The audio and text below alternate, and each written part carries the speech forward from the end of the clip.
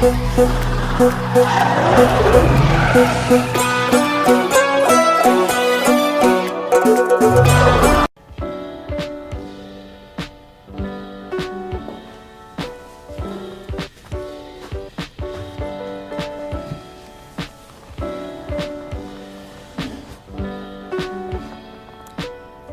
to the unboxing. Hey, what's up guys? MKBHD here, and this is the one we've been waiting for. This is the one I told you to skip iPhone 8 for. This is the one that represents the future of Apple smartphones. This is iPhone 10. And while it doesn't say X anywhere on the front of the box, people are pretty much always going to call this one the X. I've just accepted that.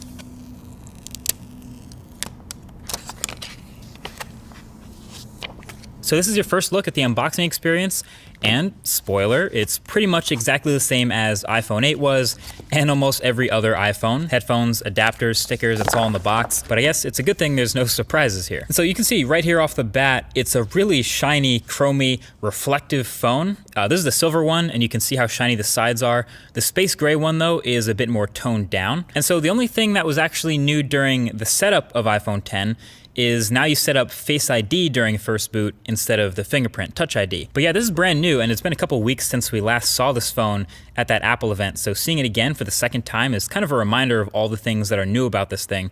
Obviously, the biggest difference is the display up front, the 5.8-inch OLED corner-to-corner screen that fits in a footprint smaller than the iPhone 8 Plus, which has a smaller screen. So naturally, pretty much all the focus is going to be on that, and the notch at the top, and how apps handle it, etc. And I can tell you that aside from all the incompatible apps I've come across that are going to have to get updated, my experience with the display panel itself have been pretty decent so far. It's bright, it's contrasty, well calibrated, definitely not oversaturated like some OLEDs can be. And just handling and playing with this phone in the studio here for the first time, it's answered some immediate questions that I had about it from the last video. So first of all, since there's no home button, obviously, you have that swipe up gesture to go home, but we were wondering, how do you take a screenshot? That is power and volume up. So that's the new screenshot combo for iPhone 10. And then since holding the power button now goes to Siri, how do you turn the phone off? Well, it's gonna be long pressing the power button and volume up key, and that'll get you to see that power off menu. So those are two new key combos to memorize there. And then of course I was reminded of how many gestures there are now to memorize. Obviously when you get rid of a button, there's a whole bunch of swiping and gestures to replace it. So there's the multitasking and app switching motions, which are pretty similar but both kind of useful in their own way.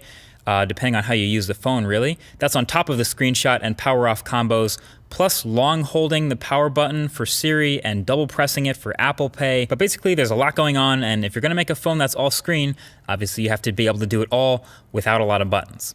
Anyway, one of the biggest differences between iPhone 8 and iPhone 10 is the new front-facing camera suite up at the top in that notch. The IR blaster, the depth sensor, etc. And all that enables a couple of new things with this phone. Number one is obviously Face ID. The setup, like you saw, was pretty quick and painless, and it's been working pretty well since then for unlocking my phone. Now, I've only really had this phone for a day like the rest of press, but so far in this time, it's been fine, and it works as advertised as far as being smart and not easily spoofed. You can see the little lock under the time when the phone is locked, and basically instead of placing your fingerprint, the phone will not unlock until you look at the phone like you did during the setup process. And then once you do, it's pretty quick to unlock. You can see the little thing open, and then you can swipe up to open your phone. And sure enough, it doesn't work with a picture of you. It doesn't work when you're looking away. It doesn't work when your eyes are closed. It just basically waits until it sees what it saw during that setup process, and then it's good to go. So no, your girl can't unlock your phone while you're asleep with your eyes closed, for those of you who are wondering that. I do have some further thoughts on this Face ID versus Touch ID though, so stay tuned for that in an upcoming video. And I do want to see if I can fool it with identical twins maybe, just out of curiosity. Anyway, with the new notch, you also get a new front-facing camera complete with selfie portrait mode. Messing around with it, it seems pretty average.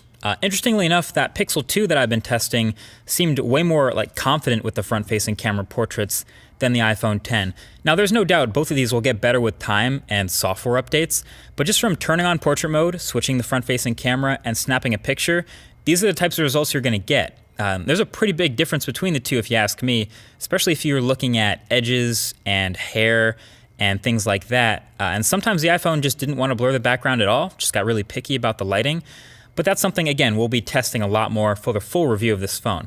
Oh yeah, and the new front-facing camera suite will get you Animojis. So yeah, you can see in these Animojis, the physics of things moving around is actually pretty on point. So if you're into it, you can map your face to a cartoon animal head and send it to someone in iMessage. But you still can't edit tweets though. So overall, there's a lot to test with the iPhone X now that I have it in my hands finally. As a matter of fact, definitely leave your thoughts right below that like button with things you want to see in the full review. Most likely things like battery life, camera quality, app performance, all that good stuff. But don't let me miss anything. But until then, definitely get subscribed for the upcoming videos on the channel. Thanks for watching, and I'll talk to you guys in the next one. Peace.